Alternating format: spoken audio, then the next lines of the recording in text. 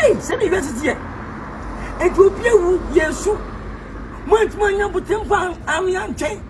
I'm facing the good date of what. Then you mean much more physical than night. At the best, 2nd August, I may be a movie. Captain Ibrahim Traore, the last African hero. As a woman for a year. Something for a year, sir, and say, with you more day. Kwadwo Nkansah Lilwin. Ofio Ghana you're their own.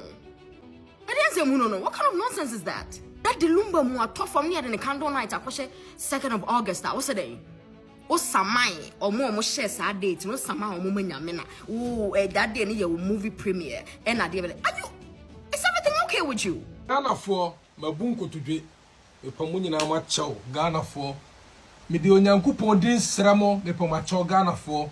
Enti Kwadwo Nkansah Lilwin akwa kan sembia fa dade Lumba ewuo no ho ama na no akoyika comedy no so de amanfo say Kwadwo Nkansah Lilwin oye selfish man just say oye greedy man pese menkumnya pa aduadua no ahye ne satare nyina fa nsem a owaka fa dade Lumba na otweda omodi ahye 2nd August 2nd August ko na no enke yen Nkansah movie Ibrahim Traore ni premiere at Kumasi SG Mall.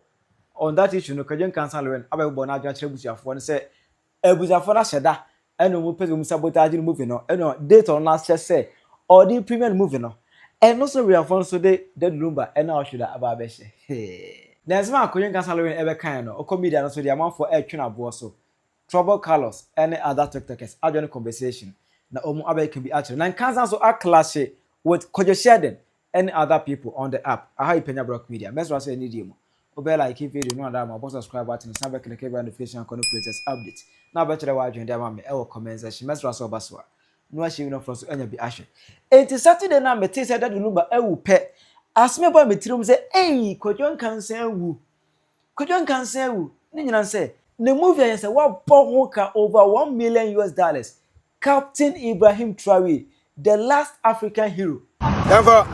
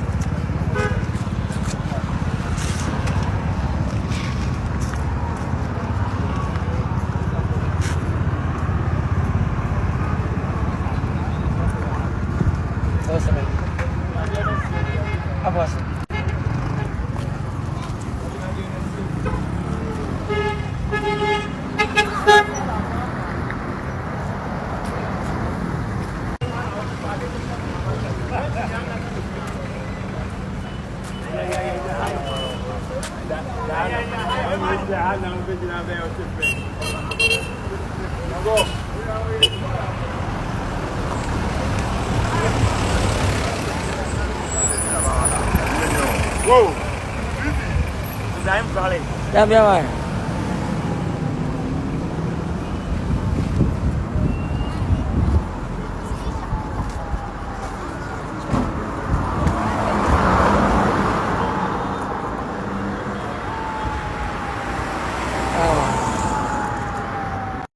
Obe premiere ba movie baako Nkansah huna manesa di kwawie what I say obaka ya enche bia ene ba media say Kwadwo Nkansah Lilwin e the movie bia ababon say we friend Captain Ibrahim Traore as a movie no in fact movie no nice visuals graphics any bibia intact na movie is Nkansah abọ ho ka especially when it comes to promotion Nkansah abọ movie no ka pay even invitation kwa no enya asem kuma. Okay, aujourd'hui nous sommes au Ghana avec le capitaine Ibrahim Traore en question du Ghana qui est là. Nous sommes les enfants du capitaine Ibrahim Traore. Je suis burkinabé à 100%. Lui aussi aujourd'hui il est devenu burkinabé, il est au Ghana. Il est en train de tourner une film à l'honneur de notre président Ibrahim Traore. Donc nous sommes fiers de lui et aujourd'hui nous sommes très fiers de lui pour le combat qui se mène ici au Ghana. Rendez-vous le 2 octobre pour la famille.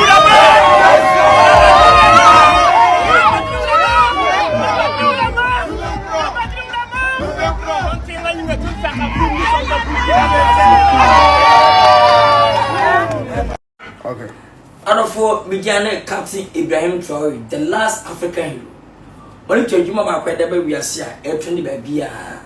Now, open Nana Bakwa, to make the chassis, and the movie no, it didn't any day. We send baby, Nana, who said Nana Lilwin. What could you? Captain Ibrahim Traore, FJ, and that's a potential bus and then Penyah on the second, I guess. And that's a mention, LG1 if me. Nay, a change with Asia. Mint me, Nana Bakwa, and me change one way, what can once a match? Every, Tinet, my back and Contacassi. Nana, Contacassi. Vivia, now with the special white, Nana, Madama, where's special white? Is she my mom? Eh, and they say, I'll go and you next.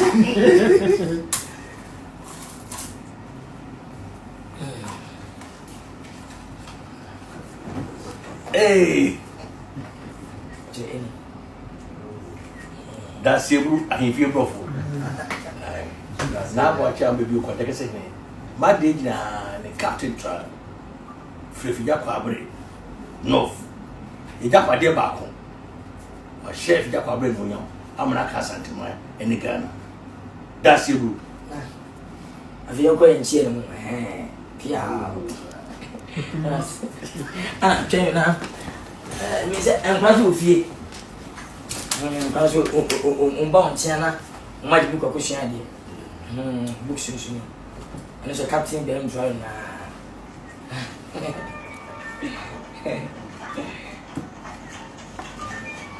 Hello, Captain.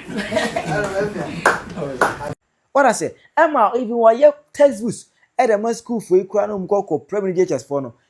Captain Ibrahim Traore, nice one as a cover.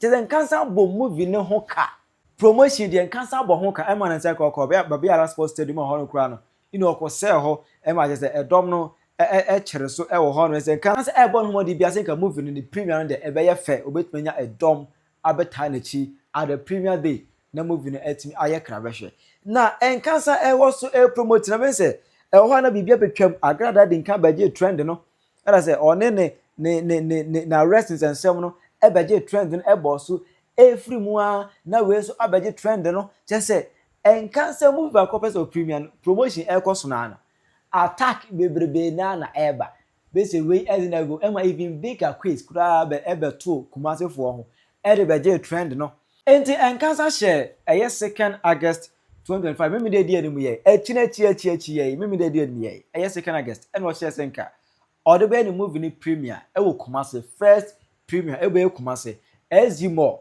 other for Mediana Captain Ibrahim Traore, the last African hero. Ewiase nyina agimatum afa adwuma maya batu wiase. Na me kupon ensure bia esanse abra eye movie no ye che t-shirt ye che key holders.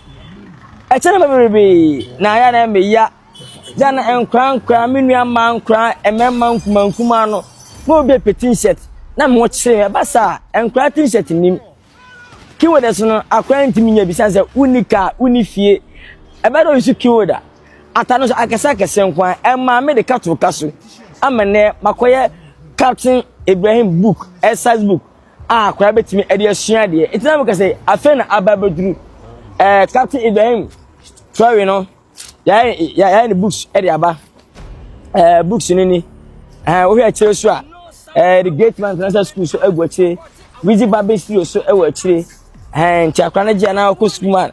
Now also nyane de Captain Ibrahim Traore, the last African what me na book option de. But the okwana question de, okay?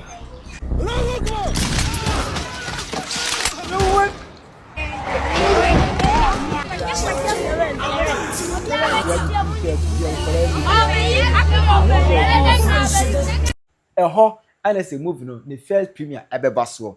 Now last week Saturday about news no mo said that Lumba ewu and I'm saying yeah Nkansah because said that Lumba wu part that Lumba there amanze nyina nchemfa obia do no enti Nkansah movie obe premiere any that Lumba ye there me bompa is enkosia just as a kosia pe Nkansah boka susuro wa poka susuro ema even cry no e ba sa that Lumba e kwa kojo Sheldon e be kan se Nkansah ka so oh yewo umumutwa movie e wo Ghana ha obia ntima fa deal entwa movie enso mu boka e kodwitwa amanfo bi movie a emfa so bi anhyere ni so. There was never a documentary about DL. No film, nothing. There was nothing like a biopic or any movie about DL or a documentary about DL. That is how we have failed as an industry. That is how we have failed about when it comes to our industry. Zero documentary about him. This man contributed so much to our music industry that your man is gone. Zero documentary about DL. Nothing was documented. Nothing. Well, we know happened here, bro. Charlie, crazy, man. Crazy. We for do better. We for do better as an industry because, like, look, he's gone. Nothing. No documentary, no film, no biopic, nothing. It's just maybe biopic they go do them later. And that's why when one of filmmakers they do videos, they do movies about Orientals, they vex me because people there in this country where you go do movies about them. We have legends. We have people in this country that you can do movies about them. Like they have story or they have stories. The stories be rich. So I don't want to Burkina Faso. Okokan, yes, I want to support your own. A few more there, more better now, sir. Because I mean, see, on see.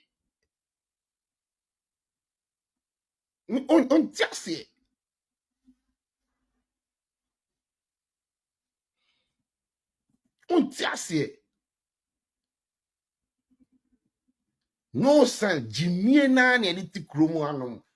Part 1 and 2. Nobody want to invest in anything, biopic or anything, because it will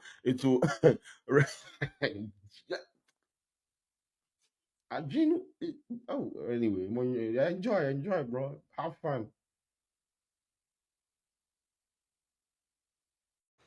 Emma no kura no Kwadwo Nkansah ebe reply Kwadwo Sheldon ene scanty kika bi kire wo mu. Yeah, Kwadwo Sheldon, let me tell you, you are too fool. You are too stupid. Unimunyansa. Tiri. Sabi. Owu abe fire legend eko. Wo to akase ye ntwesini amfa na ho. Ane nam na etwesini a ebo kina foso. Wo so unimunyansa. Sa wo so unimunyansa adena wo so. Onfa ni pani so na onfa sika. Na ontwa movie emfa emma that Lumba. Na kwasia obiewu na sebse ni edi ya ni yesu a o be ka say ye ehumi ma hunya ye ehunyansa antwesini amfa Lumba ho ampeseti no se wawu na ye na Burkina ofui wutise jesu wutise kukuo wutise kula what I say ana gena kwade sebse ya bonsafo ne mwasamsa asa ni bra ho ya story according to one by one. If you want to that country, ya ba ko for Africa, ya ba ko for yi. Abuti ni se sebi. Owu be father drum ba ko. Ne ni pere wa o be ka say ya ti Ghana ha sebi. Ye ni de and ya ni movie, bi bia fa Lumba ho, and o de ewu. Kwasia, foolish boy, idiot, fool. Utisa Kuba. Adwan diska, anto movie, and fa Lumba ho. And one is to movie. Amano. As I remember, yes, and you traveling and you to movie. But get up so. Hypocrite boy. Hypocrite. Who is them pumping today? Obakasate. I know the one is got at the farm. One is going to movie and for Lumba. Foolish boy, anybody who are me and Fatty Nisu, Yadun, Yadia, Ubedia say, and Yadum of Yanfano, and Yeta, a bank for it. Be very careful. Why like you say winning gun akabate? When is that skeleton? Skeleton ni tisa awiesu. Ni tisa actually. Jamuni man is obiewu ana bibiesi na mo discuss na mo kanse hunu. Be very careful. I warn you guys. Be very careful. Sheldon.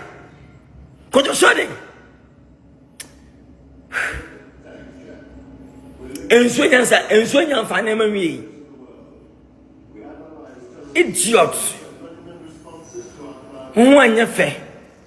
Enu achi mi hu se Nkansah bia video na Nkansah e ka se o sere busuafo nse eye ne de o mo fix date na mo fa hye ne period day no ema ene ni hye nya sa de a o ma di na bro o ma di na wu Kwadwo Nkansah anu ensi ane hu ne se candle night day date aba na se eye 1 week observation date no aba yengo hwemu a 2nd August because that Lumba u Saturday twam ye enti aka amamre mu de se e wo se na awotwe eledi na awotwe da enti automatically de na awotwe da e be next week Saturday because 1 week observation ho aso na Nkansah so e no movie premiere enti date ni ba se 1 week observation e be happen on 2nd August no ene Kwadwo Nkansah na ni anya ho ene obeye video ene ne o blast ebuzafo na hyeda ene omunim se all premiere the movie abo ho ka over $1 million e premiere okumase no ma hyeda pese mo sabotage no je de mo pese obenya edom e de aba ne movie premiere ase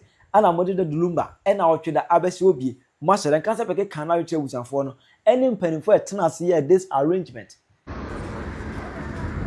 Hey, adofo enemy ground o enemy dam ground o da nyame fede that Lumba crazy me kusofonya ya na mpanimfo a etena se cutting length there is a 2nd August must any akra some penalty one thing you will be da hey say university Ethiopia yesu mantmanya butempa amianche am visit the good gate babua na nyame matma physical night at the best 2nd August me be me movie Captain Ibrahim Traore the last African hero as a movie me fa yenimu sample for years up and say mutimo day agam fire mo de share sadate no 2nd August our ministry racing na enim 2nd for yenim 2nd August and I need to Captain Ibrahim Traore me you fruit I can't almost $1 million both movie in the promotion. Number what you trust office date 2nd August Lumba cabinet Ghana you need from hey you need from promotion from there hey some of trust me some manya me hey the Miami hey move back up my bread I got that some prayer do Thomas Patasam Kudu Sam hey what's it hey anyway let me say somebody for a share Saturday cabinet date no when you many Nkasa na me element trust there will be a biano when you get ya hey cabinet 2nd August na eno no ana okọ media no so da mo for just Kwadwo asa Kwadwo ya nya atwom o ya ye selfish man o ya ye pesemi nkumanya enti wo movie a wo be premiere enti no ye nya de Lumba ye no Kwadwo what do you mean Kwadwo Nkansah Lilwin o feel say Ghana you're their own no you feel like the world revolves around you isn't it I didn't say no what kind of nonsense is that the Lumba mu atọ from near the candle night akoshe 2nd of August that was a day o samai o mo share sad date no samai o mo nyame na o that day your movie premiere and are you is everything okay with you? What is wrong with you? No, do you even understand the person that we've lost? Do you understand his impact? No, do you even understand? Do you know the gravity of his death at all? Do you even know that?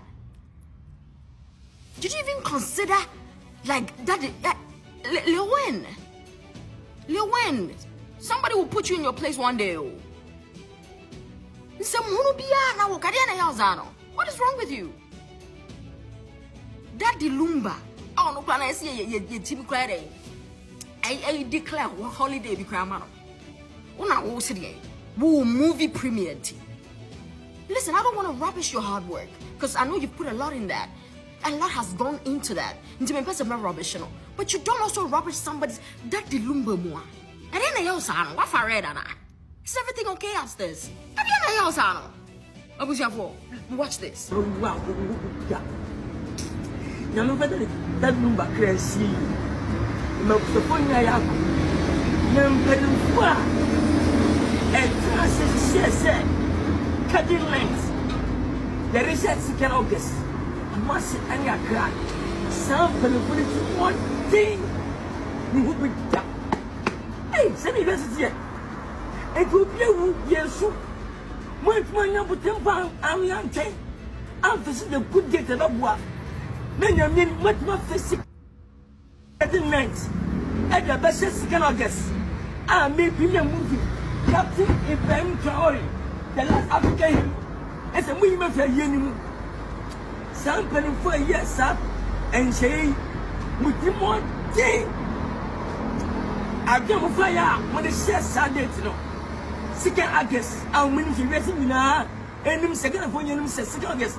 And I need to be Captain Ibrahim Traore. I mean, your fruits. I can't walk. I got my ball. Almost $1 million both moving in promotion. Number what I trust it.